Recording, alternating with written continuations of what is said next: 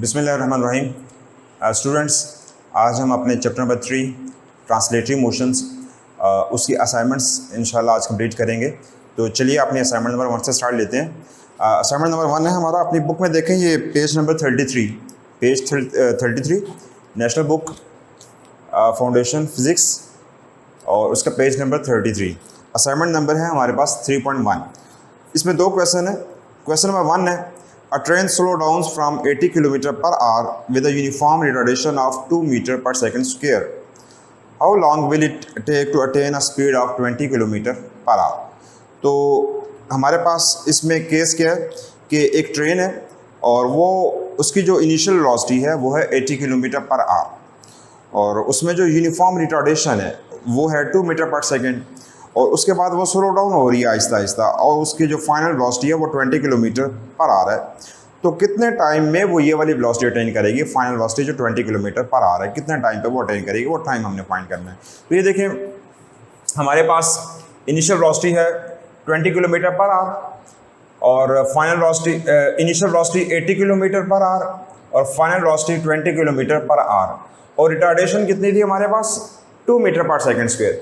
तो स्टूडेंट्स याद रखें, रिटार्डेशन क्या होता है, negative of acceleration. Negative of acceleration is called retardation.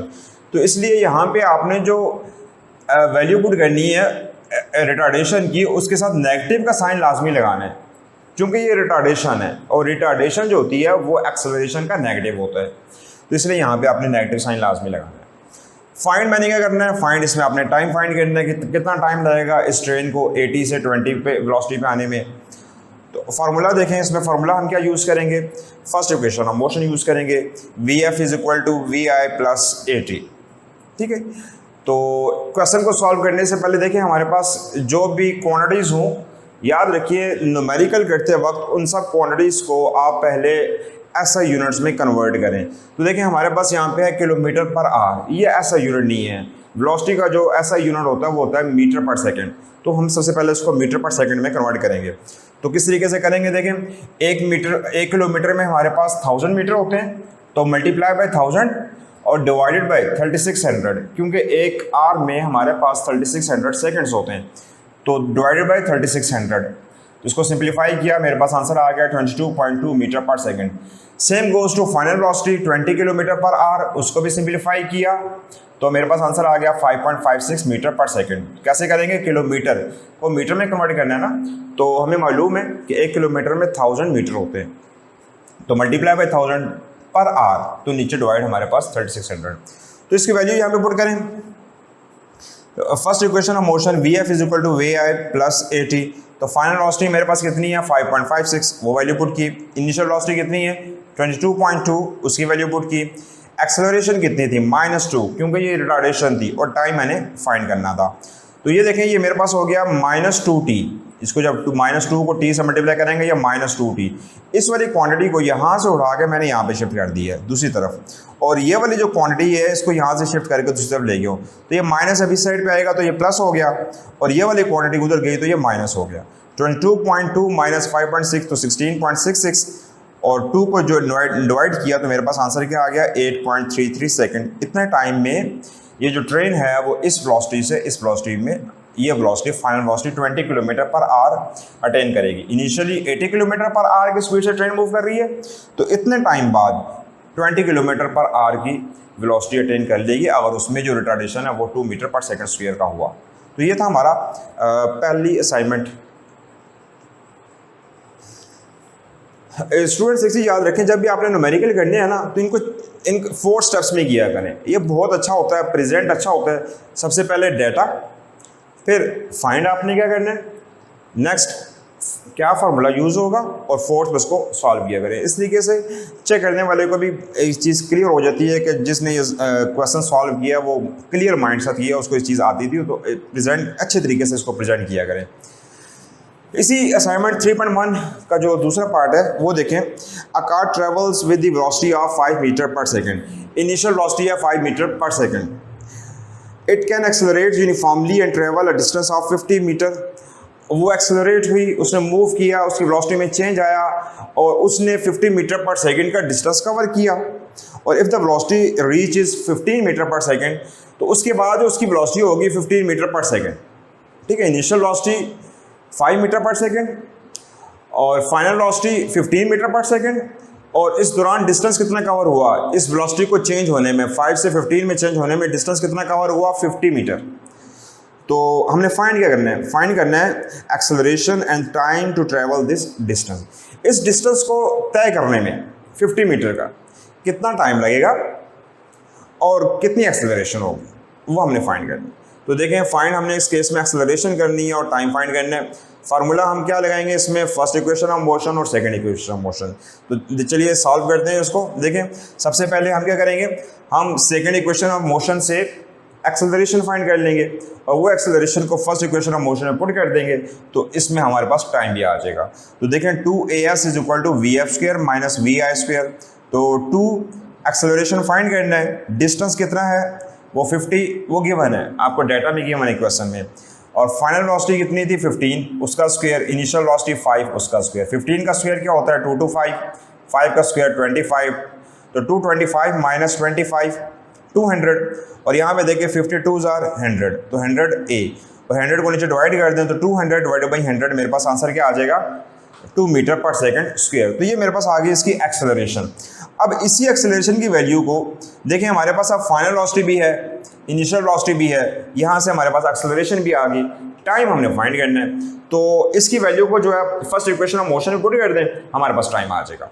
तो देखें vf is equal to vi plus 80, तो final velocity 15, initial velocity 5, acceleration मैंने इस फार्मूले से फाइंड कर लिया, ये थर्ड इक्वेशन ऑफ मोशन लगा के जो मैंने एक्सेलरेशन फाइंड कर ली वो यहाँ पे पुट कर दी, और टाइम फाइंड करना है। तो 5 देखें यहाँ पे ले जाएं, दूसरी तरफ शिफ्ट कर दें तो -5 हो गया, तो 15 minus 5 10 is equal to 2t, यानी कि 2t इज इक्वल टू 10, और 2 को नीचे डिवाइड कर दें तो 10 डिवाइडेड बाई 2, आंसर मेरे पास क्या आ जाएगा 5। तो यहाँ पे देखें हमने एक्सेलरेशन भी फाइंड कर ली 2 मीटर पर सेकंड स्क्वायर जो हमारी रिक्वायरमेंट थी, और इस तरीके से टाइम भी फाइंड कर लिया 5 सेकंड कि इसको इस वेलोसिटी से इस वेलोसिटी में चेंज होने में इतना टाइम लगेगा और इतना डिस्टेंस ही कवर कर लेगा विद दिस एक्सेलरेशन 2 मीटर पर सेकंड स्क्वायर। नेक्स्ट असाइनमेंट है असाइनमेंट 3.2, पेज नंबर 34 पे। A 1 kg ball is dropped from the top of a leaning tower of Pisa. The ball reached the ground in 3.34 seconds.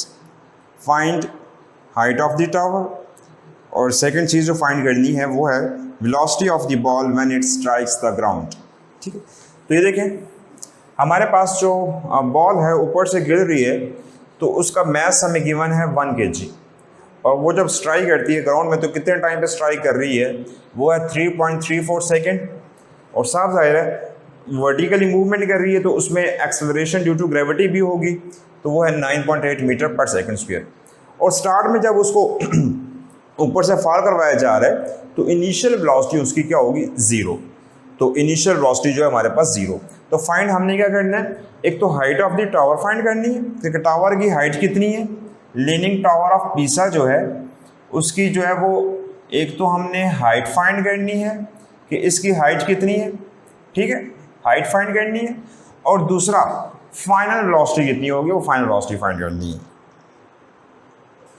तो देखें जी, इसमें हम फार्मूले कौन से यूज़ करेंगे, एक तो हम इसमें first equation of motion use करेंगे, और सेकेंड वन इज हम जो इसकी सेकेंड इक्वेशन ऑफ मोशन है वो यूज़ करेंगे।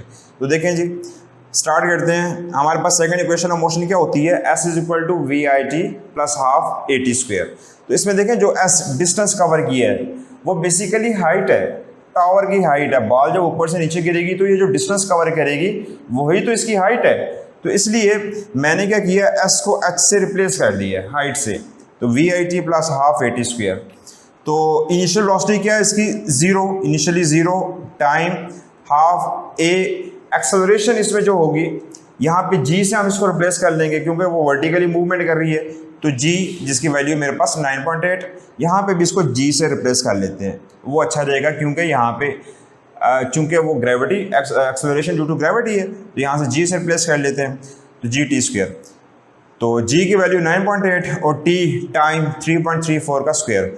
इसको सारे को सिंप्लीफाई किया, देखें 9.8 डिवाइडेड बाई 2 4.9, इसको मल्टीप्लाई किया 3.34 का स्क्वायर लिया तो 11.16 आया, सिंप्लीफाई किया तो 54.6 मीटर, यानी इस टावर की पीछे टावर की जो हाइट वो 54.6 मीटर है। सेकंड वन हमने फाइनल वेलोसिटी फाइंड करनी थी। तो देखें फाइनल वेलोसिटी फाइंड करने के लिए मैं first equation of motion use करूंगा। इनिशियल वेलोसिटी मेरे पास गिवन है जो 0 है, एक्सेलरेशन वो भी मुझे ड्यू टू ग्रेविटी है, वो भी मुझे मालूम है 9.8, और टाइम भी मेरे गिवन है 3.34। तो ये सारी चीज़ें मुझे गिवन है, फाइनल वेलोसिटी मैं फाइंड कर लूँगा। तो v f is equal to v i plus यहाँ पे भी आप इसको ए के बजाय जी कर लें, वो ज़्यादा बेस्ट है क्योंकि ग्रेविटेशनल मोशन है ना।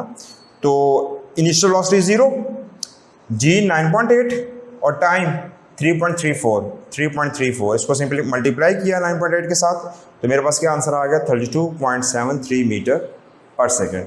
तो इतनी मेरे पास जो है ये फाइनल वेलोसिटी इसकी आएगी। सेकंड हमारे पास है असाइनमेंट नंबर 3.3, और असाइनमेंट नंबर 3.3 देखें, पेज नंबर है हमारे पास 40, पेज नंबर 40 पे असाइनमेंट 3.3 है। A ball is thrown with the speed of 30 metre per second in the direction of 30 degree with horizontal. Determine number 1 height to which it rise, ball कितनी height attain करेगा।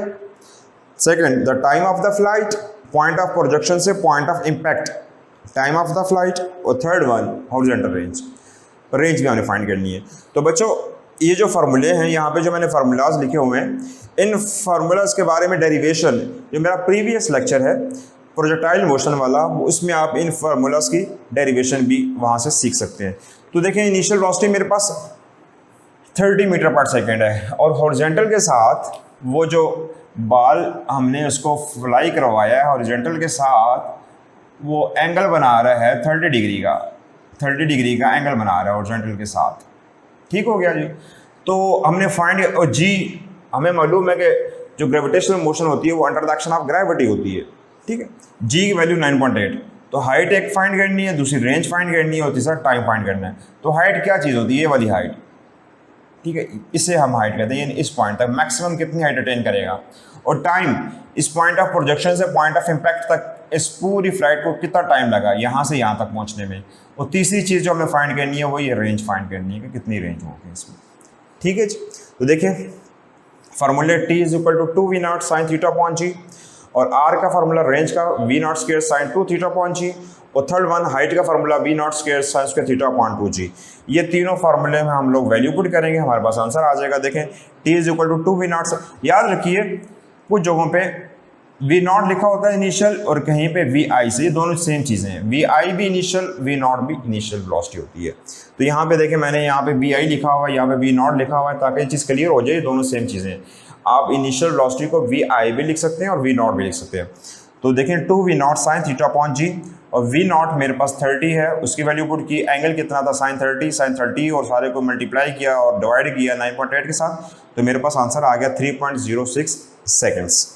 Time इतना लगेगा इस पूरी flight को यहाँ से लेकर यहाँ तक वापस पॉइंट ऑफ प्रोजेक्शन से पॉइंट ऑफ इम्पैक्ट तक, इस फ्लाइट को जो टाइम लगेगा वो 3.06 सेकंड लगेगा। सेकंड वन हमने रेंज फाइंड करनी थी कि कितनी रेंज होगी, ये वाली हॉरिजॉन्टल रेंज फाइंड करनी थी। V naught square sine 2 theta upon G, तो V नॉट स्क्वायर 30 का स्क्वायर साइन 2 थीटा, तो 2 इंटू थीटा, थीटा हमारे पास कितना है 30 डिग्री, वो यहाँ पे पुट किया, इसको सिंप्लीफाई किया 9.8 के साथ मल्टीप्लाई भी किया, यहाँ पे इसकी वैल्यू भी पुट कर लें, जी की वैल्यू 9.8, तो यहाँ पे हमने जी की वैल्यू 9.8 के साथ इसको डिवाइड कर दें, हमारे पास आंसर क्या आएगा 79.53 मीटर। और थर्ड जो हमने इस केस में फाइंड करना है वो है हाइट ऑफ प्रोजेक्टाइल, तो वो कितनी हाइट अटेन करेगा। तो उसके लिए हम फॉर्मूला यूज़ करेंगे V naught square sine 2 theta upon sine square theta upon G, V naught square sine square theta upon G. तो V नॉट 30 का स्क्वायर साइन स्क्वायर थीटा, तो साइन 30 का स्क्वायर। अच्छा याद रखें बच्चों, ये जो चीज़ अक्सर कंफ्यूजन होती है कि हम इसको साइन स्क्वायर थीटा किस तरीके से फाइंड करेंगे, तो साइन स्क्वायर थीटा फाइंड करने का बहुत आसान तरीका है। आप साइन थीटा फाइंड करें, जो आंसर आएगा उसका आप स्क्वायर ले लें, वो साइन स्क्वायर थीटा के बराबर आएगा। साइन स्क्वायर थीटा को आपने फाइंड करना है, तो सिंपली आप साइन थीटा फाइंड करें और आंसर का स्क्वायर ले लें, वो साइन स्क्वायर थीटा के बराबर आ जाएगा। ठीक। तो यहाँ पे भी हमने साइन थीटा फाइंड किया, साइन 30 डिग्री फाइंड किया, और साइन 30 से हमारे पास जो आंसर आया 0.5, और उसका हमने स्क्वायर ले लिया और 30 के स्क्वायर के साथ उसको मल्टीप्लाई किया और 9.8 और मल्टीप्लाई बाई 2 इनसे डिवाइड किया। हमारे पास आंसर क्या आ गया 11.47 मीटर। तो इतनी हाइट जो है ये प्रोजेक्टाइल अटेन करेगा, यानी ये वाली जो हाइट है वो 11.47 मीटर।